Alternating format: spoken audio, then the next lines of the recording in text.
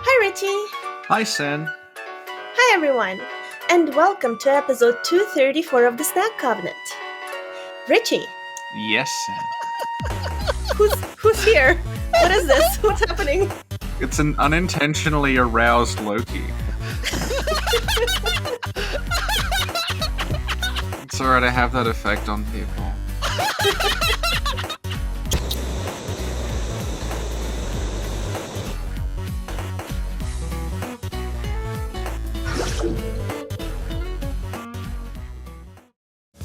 You have been working on a lot of interesting stuff since we last talked to you. Well, I got a website now, so... Tell us more. The idea was, okay, just gotta make a website and I can have all my content consolidated onto there. So all my writings, everything I've pretty much worked on. Since talking to you guys, there was both finishing up on the website, but then also actually launching it and getting it all through. Pretty much all my content's there. There's like a few remaining things from my old Reddit translation post, but otherwise you can go there and you can pretty much read everything I've had. It's got pics, wonderful pics, most of them coming from Sana, who's done Santa's case done amazing work. You see some of these things and you're they're absolutely gorgeous. And what's the link to your website? You can actually find it at LokeySouls.com. That's one word, Loki, Lokey, souls.com. Awesome. Thank you. And for people who may be new to the podcast, could you please introduce yourself and tell us a little bit about what you do? I am I guess I consider myself a Soulsborne content creator, I guess at this point. I don't know what I would call myself, honestly. I mostly just comment and analyze Souls lore for these past few years. My main focus is on the localization and localization errors, showing how these different, let's just say some of these translation flubs can really affect our understanding of the Souls game's lore. Thank you, Loki. So, Loki, today you're here with us to tell us more about Demon Souls. Yes, we had our first parts where we talked about some of the origins on Demon Souls in terms of the beginning of the story and the lore and the world and all that. And we got up through the monumentals, I believe, and then we were going to eventually do the countries, but then, life happened. It's true. Yeah. It was a very interesting podcast, and I will actually put it below in the description. To give a short rundown, the idea that we basically talked about was that at the beginning of the world happens, God creates the world, and with that he decides, okay, let's have humans appreciate this world, so he gives them all souls. And then it was oh God, no, turn back, where's the undo button? Control Z. Humans immediately start abusing their souls, they're misusing, they're doing it for malice and evil, and so God's okay, I'm not happy with this, so he leaves this bottomless nothingness called the Old One, a demon that's supposed to devour all the souls, and then with it, hopefully, humans are not going to be using their souls for evil and magic and all these things, and instead just use them so you can think and enjoy the world, just not be little shits.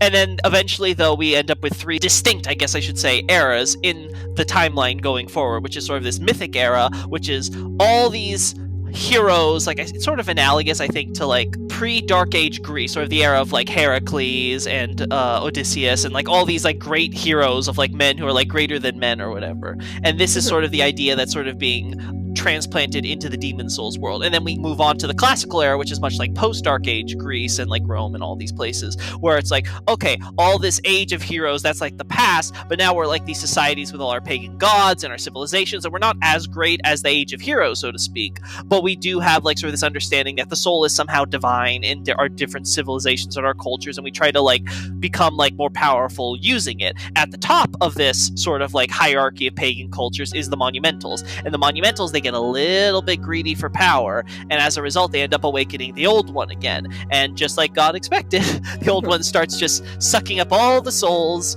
for all the humans who relied on it for so long, and ends up trying to basically destroy the world and all of mankind with it. And then they were able to lull it to slumber, it goes to sleep again, and then now we get to move forward into the medieval era, which is what we'll be talking about today with all the different cultures. Cool. Thank you.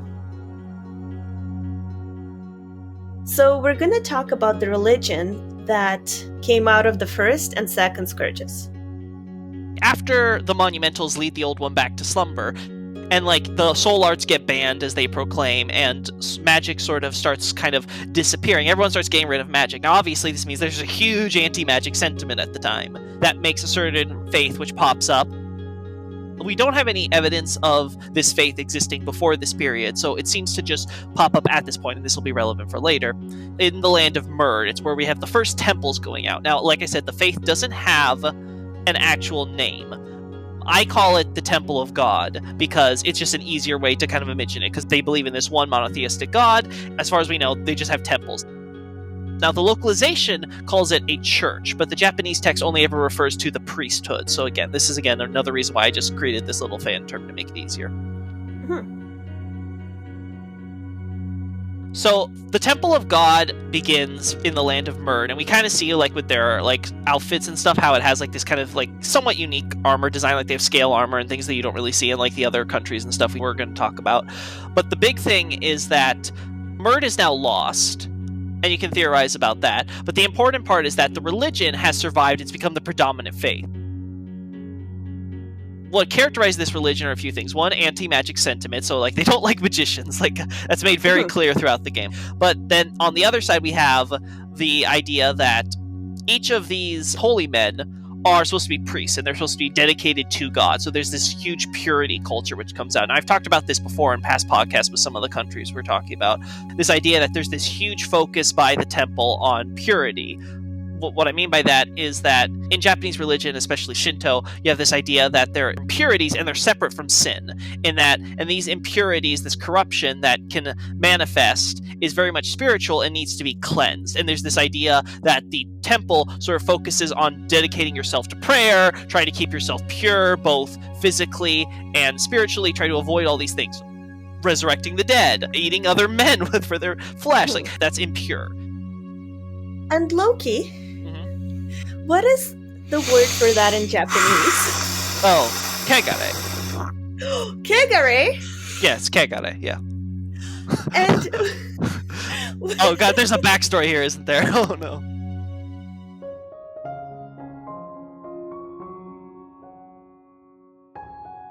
Hi, Richie here. Loki, having clearly led a charmed life, is unaware of the backstory between me and the word kegare. Kegare is a word that recurs throughout the Japanese scripts of Dark Souls and Bloodborne, and probably Sekiro if I'd bothered looking at it. It's a term I talked about a lot on my old channel about 5 years ago, but because this was 5 years ago, I was consequently besieged by angry comments telling me that the games were written in English first, the Japanese script didn't count, and that I should shut the fuck up. And where are those people now? No, seriously, tell me where they are, because I want to preemptively block them on Discord. Back to the podcast.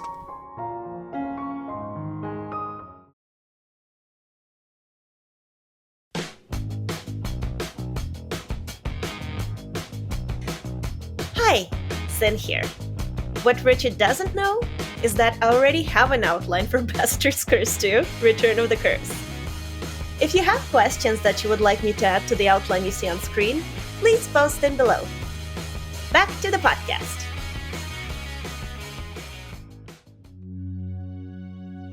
On the topic of like this idea of being impure and being sinful, and what's interesting in the case of Demon Souls is they seem to sort of conflate it because they're taking the very Shinto concept from Japanese religion and they're sort of mixing it with sort of like the Western Judeo-Christian sort of idea of sin.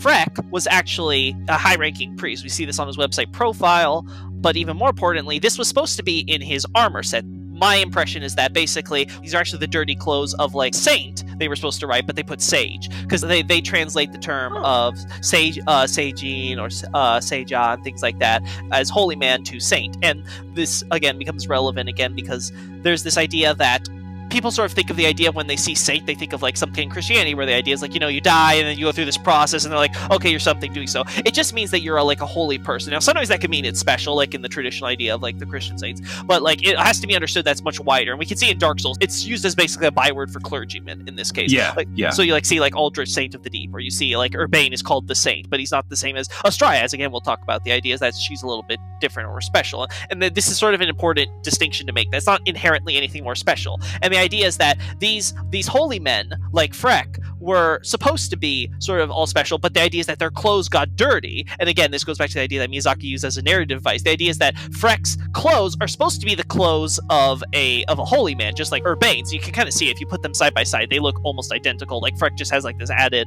coat or like mantle. He has like sort of like, I guess for a little extra warm.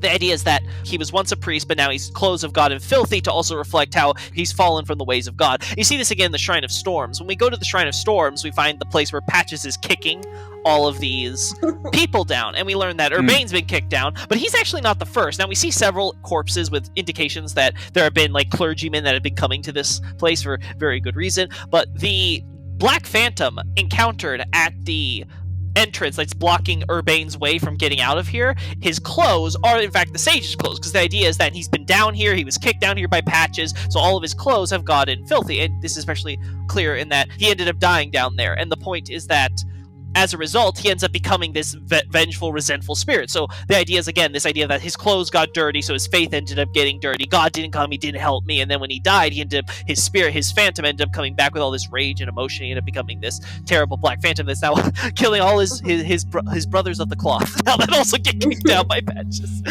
Oh.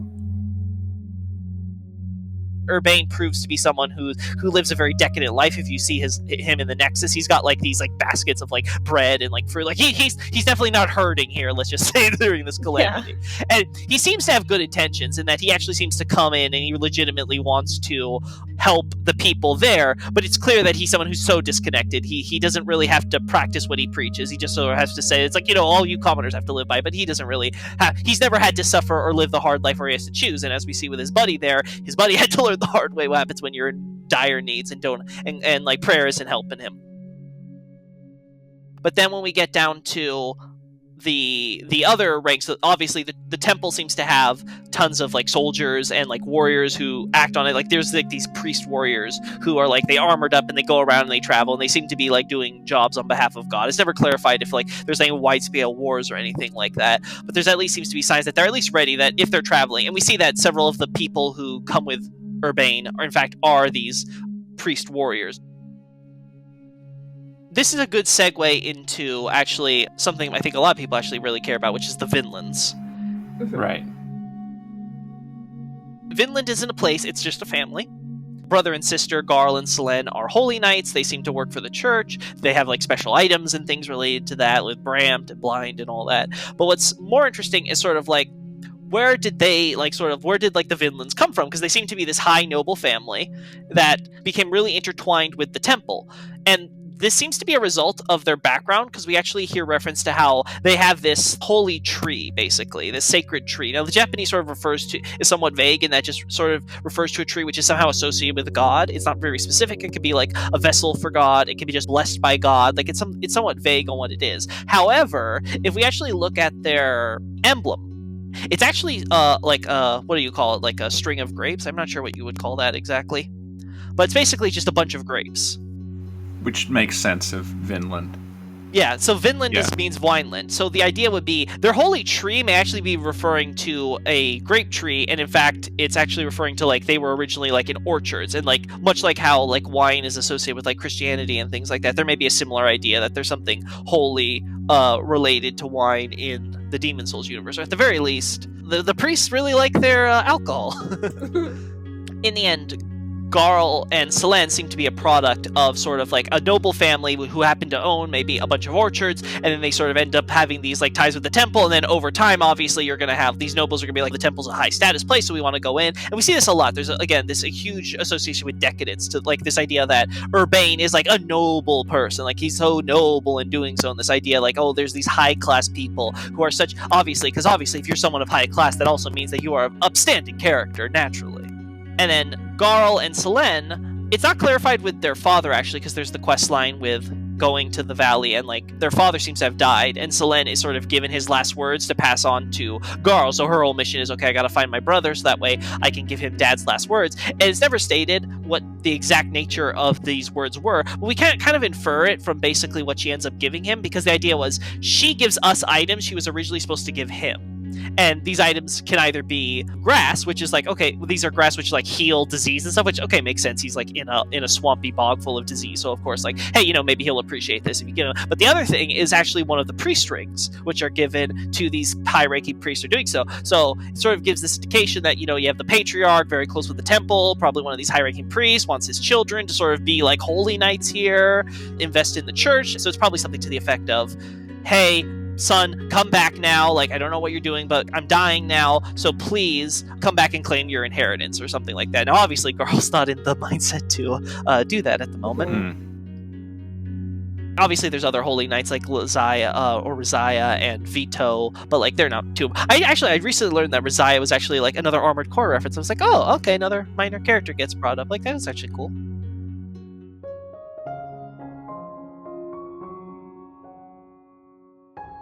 Hi, Richie here. The name Rizaya originates with Miyazaki's first game, Armored Core 4 Answer. She's part of a cast including Old King, Strayed, Patches, Ostrava, and Writer Palish.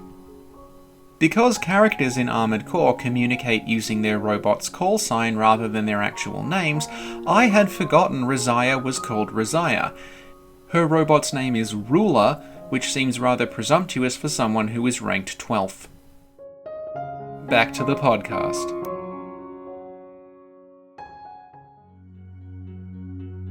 Second to last major thing for the temple is actually Maiden Estraya. So, again, going back to this idea, she's called the Sixth Saint, but it'd be more accurate to say she's a saintess, because she's specifically called a holy woman in the Japanese. So it's specifically referring to someone of the feminine persuasion who is considered somehow more sacred than the average woman. Mm-hmm. And the reasoning seems to be because in her youth, Estraya had found a ring. The temple decided, this is a revelation item from God. It's like God is somehow revealing something to us through this.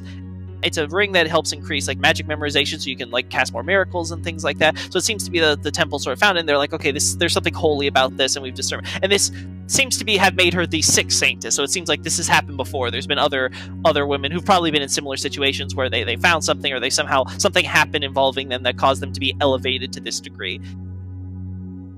Estraya is portrayed as she's sincere. The ring she found is called the Ring of Sincere Prayer, versus the one that the temples and the priests use, which is the Ring of Devout Prayer, where they're very devout, they follow all the laws of the scripture, but they're not necessarily people who in their heart are truly sort of embodying the pure life that they're trying to practice in the law.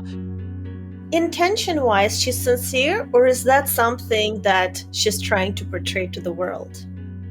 It seems to be legitimately she's sincere. The priests of the temple seem to be the ones who are projecting they're sincere, they're good, because they follow the laws. But Estraya seems to be the one who, before Valley of Defilement, she was following the laws, but she was someone who, in her heart, truly believed and embodied everything she had, and she truly, actually, seems to be someone who is truly good at heart. But then, this of course brings up to an important point, which is, obviously when magic gets rediscovered in Boletaria and everything, suddenly miracles also get discovered. Everyone's like, oh, this is a sign from God that all the magicians need to be combated, and these miracles are a countersign to it, and we have to sort of purify these souls in order to make them usable for our holy magic from God, and like all this special stuff. But the problem is that miracles are clearly just magic. Obviously, a lot of magic equipment's compatible with miracles, and just in terms of just concept, all of it just lines up that way. And then you get the Talisman of Beasts, which more or less confirms that, in fact, magic and miracles are essentially, they're just another form of the soul arts. Mm-hmm. But then what makes this really interesting then is because the Talisman of God, the image sort of portrays this very abstract figure, but it sort of looks almost like a massive bramble. And then we get the Talisman of the Beasts, which is supposed to be the idea is that like sort of like the image of God is the old one here, and the description even points out the idea was that the image of God that was mentioned in the Talisman of God is in fact just portraying the old one. So it's this idea that all this like magic with miracles, it isn't really, at least expressly, God's power. It's actually just another form of magic which the temple has sort of misinterpreted.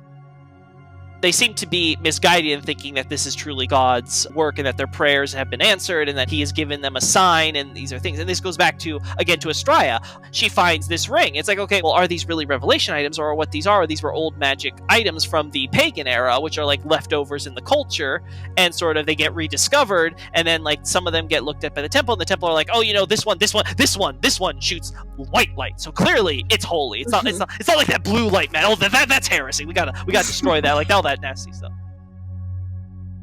Astraea, for all of her sincerity and everything, the item she found, it seems like it wasn't like, oh, God led Astraea in order to find this item and share it with the rest of the temple and the rest of the world, so to speak. It was just, she got lucky. She happened to find it.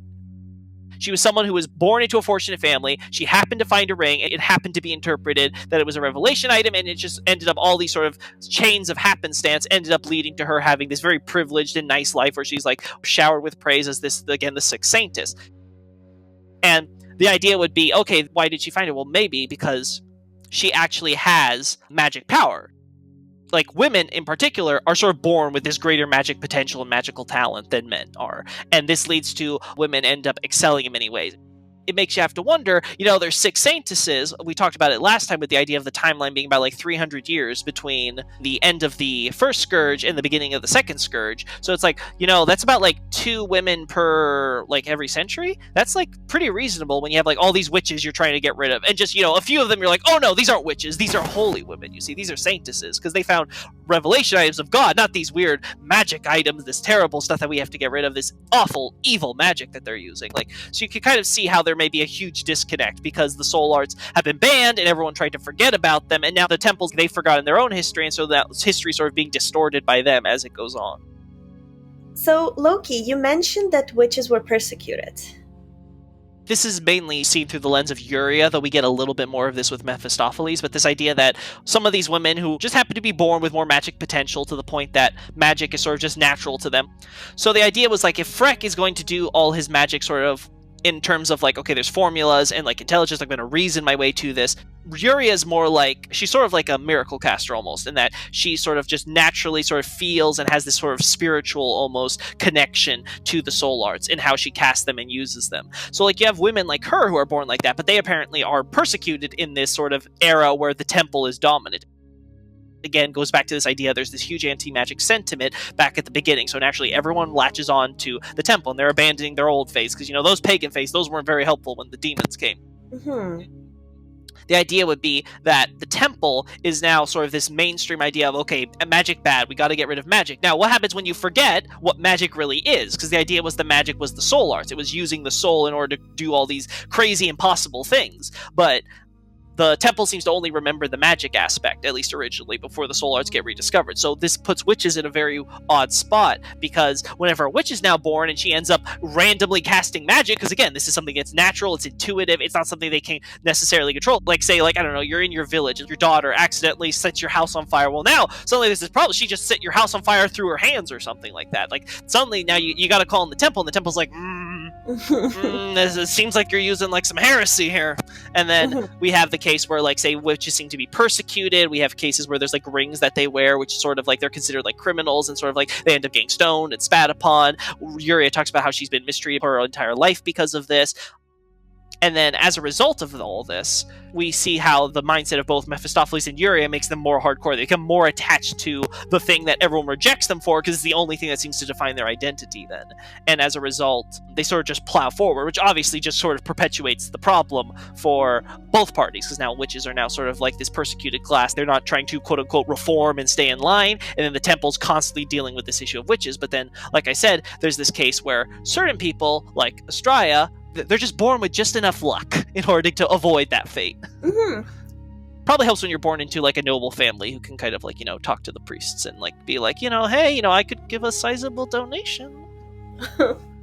Okay, cool. Thank you. And now we're gonna talk about Boletaria Palace. This is probably the next most important part of the sort of the modern setting, because obviously this is where Allant does everything wrong. Right. And puts us in this situation. Boletaria has Duran. Duran.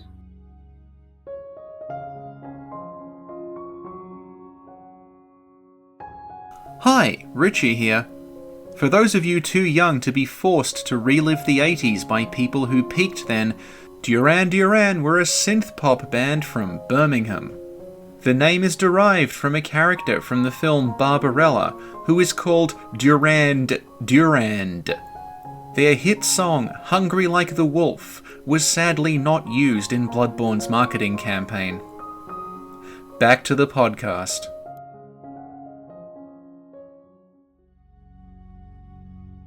The Old King Duran is different from Old King Allant. They actually use different kanji. So, like, when we're talking about Old King Allant, it's talking about him more like in terms of he's like a physically old man. Basically, it's like talking about Elizabeth I versus Elizabeth II. You know, one's living, but she's old, but the other is, like, old because she's been long dead.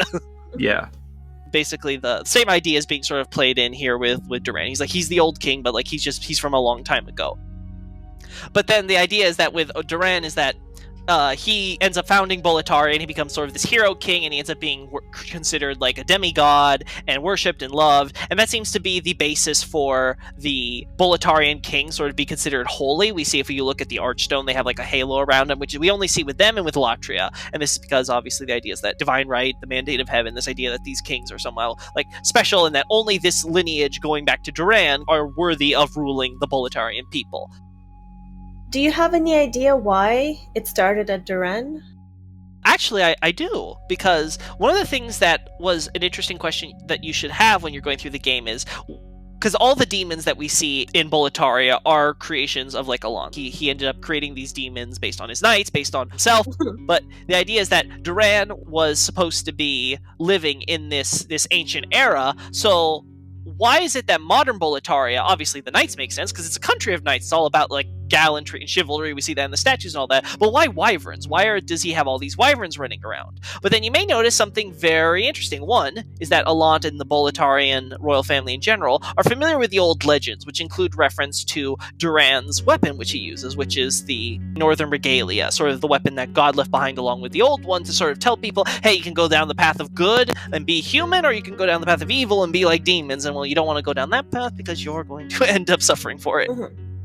But the idea was that man had his choice. And who knows, Duran may have even actually been there at the time when it was actually left. But in the end, he takes this magic sword. He has, like, all the faith, the reason, the strength, the dexterity. Like, he has all the necessary traits that are decently high, I think, for demon souls in order to wield this weapon. He ends up being someone who's clearly a great figure in his own right.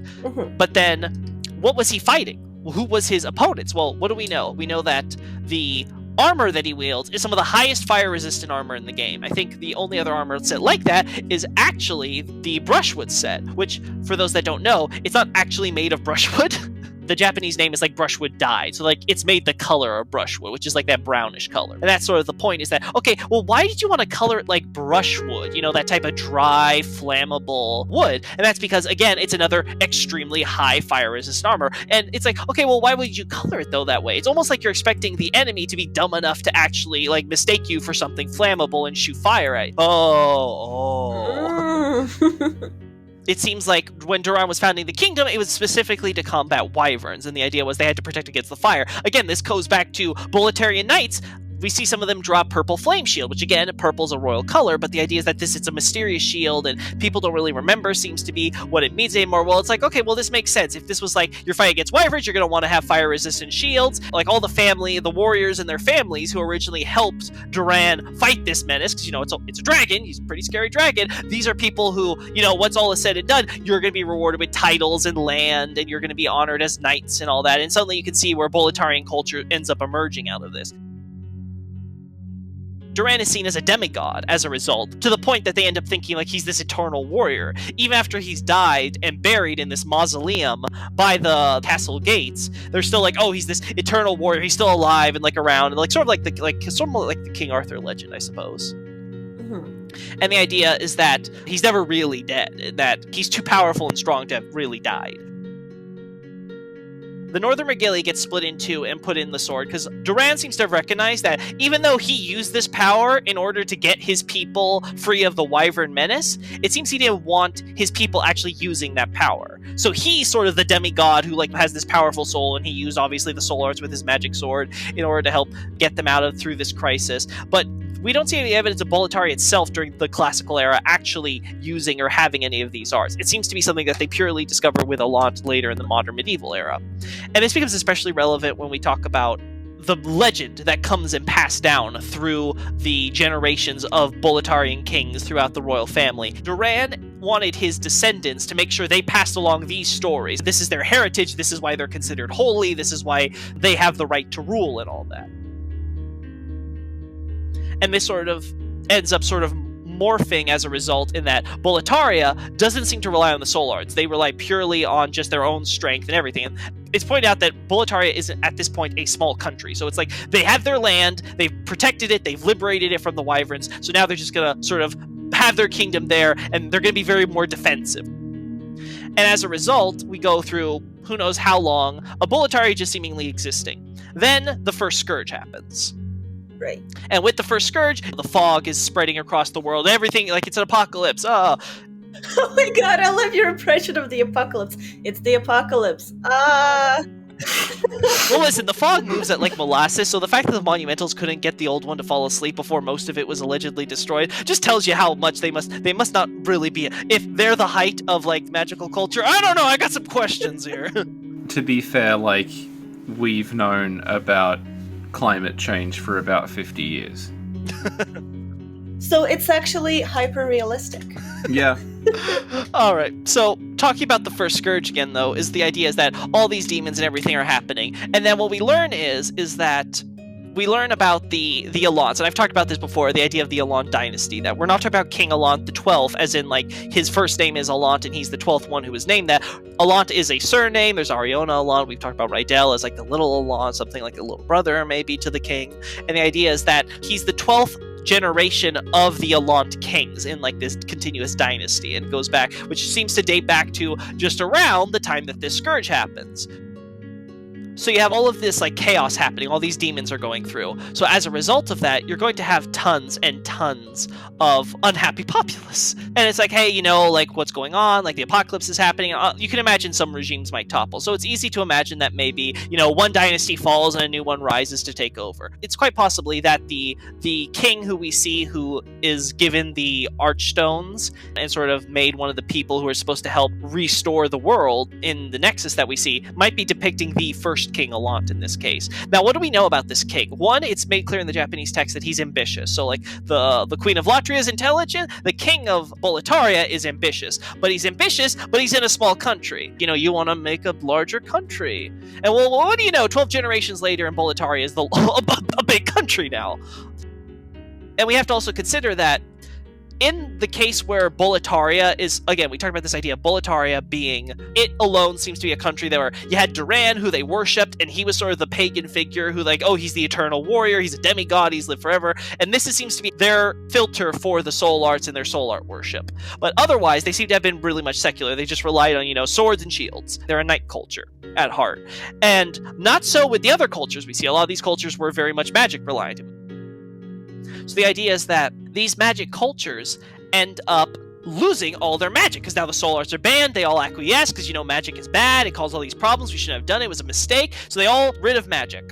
But now we have a new problem. Suddenly, all their cultures collapse, because everything ran on magic, like, everything was about it. Their religion, their cults, their society, everything was about it. So all these cultures end up having to some extent or another, going through a major downsizing compared to what they were at the peak of their power. So suddenly, you have these cultures who aren't used to just being magicless, and you have this one small country which is quite used to being magicless, and you have a king who's very ambitious and doesn't like that he's just king of a small country.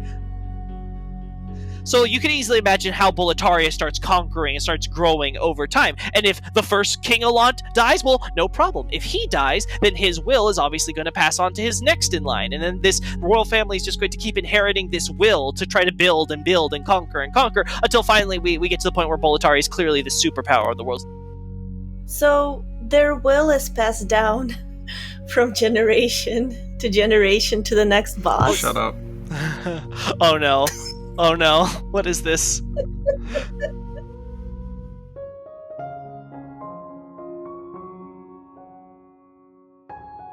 Hi, Richie here. So wants me to tell you that she's been editing a whole lot of Reborn stuff together into one really long video, so I wanted to be able to listen to all of our Reborn stuff together in one 6-hour compilation. Back to the podcast.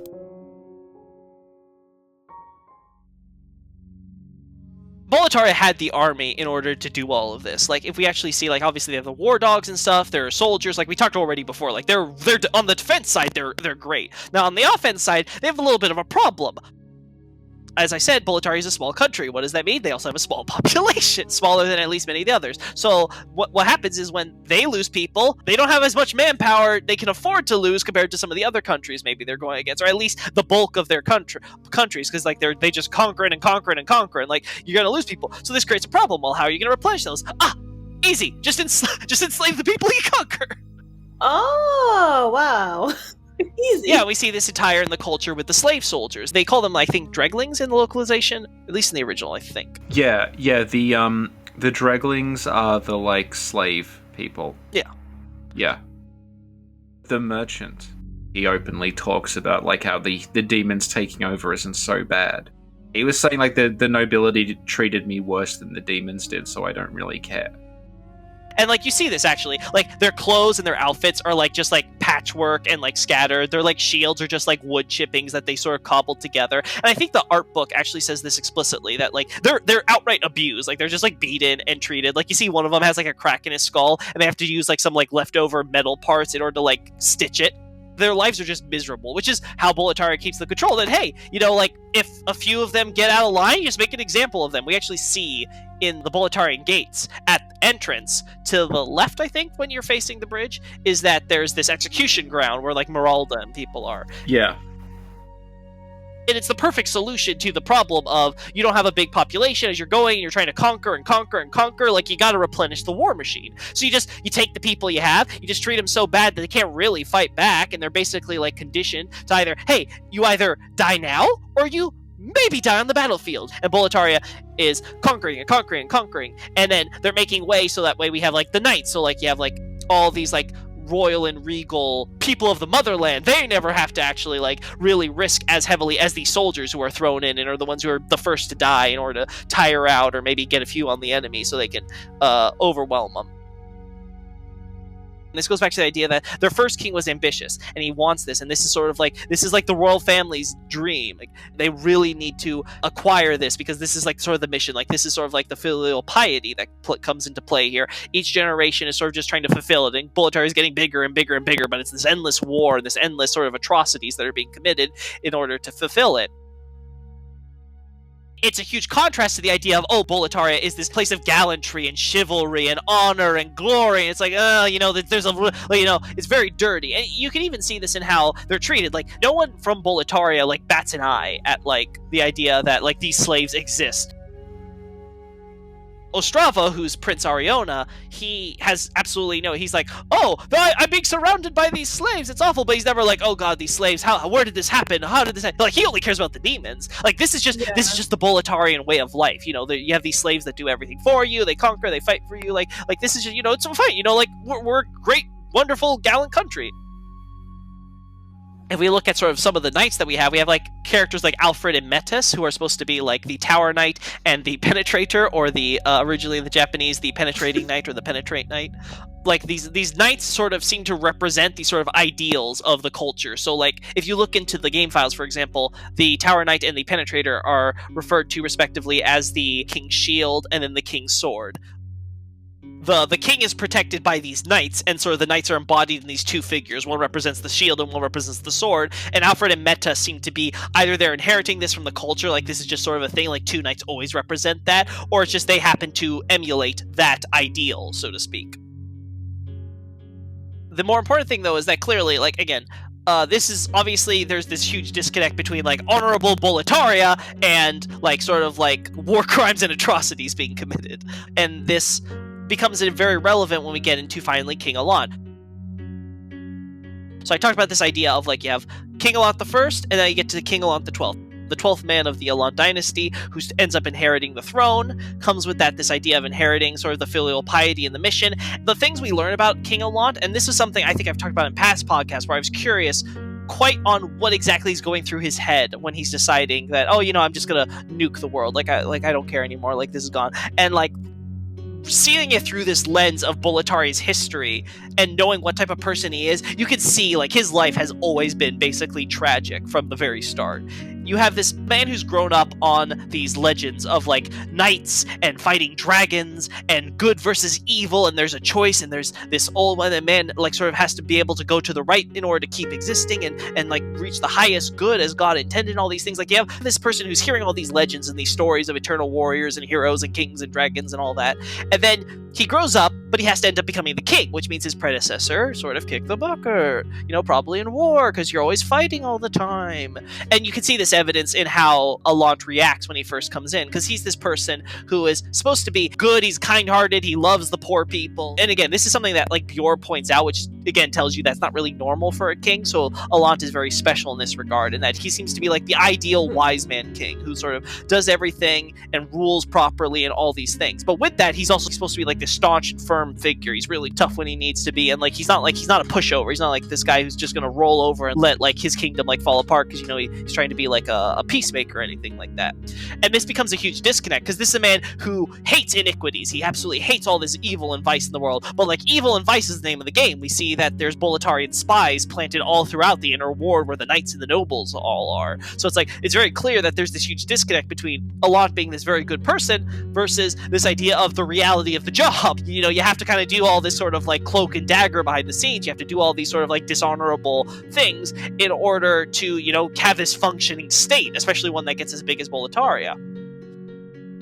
When he ascends to the throne, he has to go to this place of legend, the mausoleum, and he has to take one of the swords. But he picks only one of them. He doesn't take both. He picks the one specifically that's used, that the more your soul is like a demon, the stronger it gets. And he has it for the rest of his life. So that what that tells us is that Allant was this person who, he was a good person, but he needed to steel himself. He didn't have the resolve needed to be the type of person he needed to be, and the country needed him to be a demon. His father, everyone, like his family, his entire culture and history, everything that's brought him to this point needs him to be evil. He needs to do evil, and we can see how he continues the atrocities. Like, the slaves don't end under this King Allant. This becomes a huge focal point, because then there's another question on the side of he's got to continue the atrocities, and he brings Boletaria to the height. And as we see, Boletaria, it doesn't get better from there, it goes down quite quickly. But on the other side, we have to think about his personal life. There's also this question of, okay, where's the queen? Because Ostrava didn't come from nowhere. But there's this strange silence on where she's like, no one's concerned about, oh, I wonder if Her Majesty's okay. Like, everyone seems to be under the impression that, yeah, she's been good and gone for a very long time now. There's no question about, like, what her fate is to all the characters in the setting. It seems to be pretty clear, like, with all the cloak and dagger and things, that by the time we get to the end of, like, when the second Scourge begins, Allant's mostly alone. Like, there's just his son and then Rydell, as we seem to learn about. And everyone else, for one reason or another, whether it be, like, cloak and dagger, suicide, murder, like, whatever it be, that everyone else seems to be basically dead or gone and irrelevant from his life. Like, it's just not a question of, like, if only there was, like, this other, like, guy who could take over and be the king and everything would do. It's like, that's not a concern. Like, no one ever is thinking about that. It's just, there's Allant, and then there's Ariona, who's out of the country at the time. Segueing back to what we're talking about, so Allant has this sort of very tragic life going through him already, and then we have the Soul Arts. So the Nexus gets discovered, and we sort of talked about this before in the last podcast. The idea of, like, the Nexus is like this flying temple in the sky. Someone like Rydell finds it, takes the magic staff from it, and then this word gets back to King Allant as, like, again, going back to their relationship in terms of the familial sense, ends up being like, oh, okay, hey, bro, I kind of found this flying magic temple with this witch in it. It's like, wait, what? And then they go out. It's like I sent you to the border region, but I didn't expect you to find that. So they end up going over. It's like, oh, hey, there's this magic temple. What's this? Oh, this thing is powered on souls. Wait, there's a soul? Wait, each of us have souls inside of us? What is this? He ends up leaving the temple and coming back and being like, hey, guys, I found this thing called the Soul Arts. And magic basically becomes gains widespread popularity because Boletaria is using it, and Boletaria is obviously this superpower at this point. So now everyone wants to start using it because, hey, if Boletaria is like the strongest superpower in the country, and now it has magic too, you bet your ass everyone is going to start trying to use magic, if only for their self-defense. Oh. The idea is that magic becomes wildly popular. Nothing could be better right now in Boletaria, right? But apparently it wasn't, because then Allant says, okay, I'm going to nuke the world now. It's like, okay, well, what's up with that? Well, we have to think about it. One, he's old. So the specter of death is sort of approaching him. So now more than ever, he's probably having a chance to, what is my legacy? Because he has to look at now, he's perpetuated atrocities. His entire family has perpetuated atrocities. His son has apparently left the country. And Allant's all by his lonesome. But then we have him thinking, okay, like, my entire life has been basically amounted to most of the people I cared for are dead. I have basically just perpetuated all of these war crimes and terrible things. Like, I've done all these things for my people. My country is still rotten at the core. And you can kind of see how this sort of gets in his head. He sort of like lost the will to like care anymore about what's happening to his subjects or to the country he is. Because it's like, what does it matter? Like, what's it matter if he adds a little more evil in the world? Like, the whole world is rotten anyway. No one really understands from his, in his little royal tower there, what he's going through on a personal level. And in the end, he ends up deciding, wait a second, didn't the legends mention there is this thing that was left that if man was so rotten and awful and misusing everything, that maybe we could just, have like the big reset button with a magical trash bin? It's like, yeah there is. And then we go into him basically going back to the Nexus, unsealing the old one. Monumental's not happy about that. And then ends up trying to become a demon. A big point of contention to make here is that the demonic King Allant we meet, in the English he's called, I think, just King Allant, but in the Japanese he's referred to as Allant the failed to be, or the failure. It was because I think the way he's portrayed, he's a person who wants to do good, but he has to do evil. He now has the case of nothing I ever did was good, so I'm going to do the greatest good, which is just wipe away, because no one really wants to live on. And I think it might be a case of when he became a demon, he might have had, even just for a moment's hesitation. And as a result, his transformation just sort of failed and he became this malformed monstrosity. So once he has all these powers, he ends up sort of creating all the demons, and then he goes back to Boletaria and starts wrecking shop. The fat officials are obviously allowed to roam free and sort of assist him. Rydel's been locked in Allatria jail, where he's been left to rot and die. We have all the knights end up getting betrayed and killed. Clearly, they took it hard because now they've become Black Phantoms. The only one who seems to escape this is Valorfax, one of the other Twin Fangs, who ends up running all the way to the edge of the fog. He creates the tear and he leaves. And we talked about this before. It wasn't that Valorfax went back, as many people theorize, maybe he went back in the fog and he died in there. No. Valorfax came out, he told people everything that he saw that happened with Allant and everything, and then he died. And then Bjor is like, what? What's all this? And he can't get more information from Valorfax because he's dead, so he runs in the fog. And then Ostrava's waiting a few years, but while he's waiting, Bjor gets captured. So Bjor's MIA, so Ostrava's just like, I don't know what's going on. So then he enters the fog to figure out for himself. So it becomes this whole conga line of tragedy going. And thus is the end of Boletaria. It started with being beset by wyverns, and it ends with being beset by wyverns. That was Demon Souls Lore with Loki. We talked about the Boletarian priesthood and the Boletarian palace. And could you tell us again where people can find you? So you can find me on Twitter at Loki_DS. That's Loki_DS. You can also, if you want to just read all the analyses of what I talk about, you'll get much more detail and much more time to digest it all. You can find that at LokiSouls.com. That's LokiSouls.com. Awesome. Well, thank you for coming, Loki. Thanks for having me. I'm always glad to be on. Thank you. Thank you, Richie. Thank you, Sin. Thanks, everyone, for listening. See y'all next time. Bye. Bye. Bye.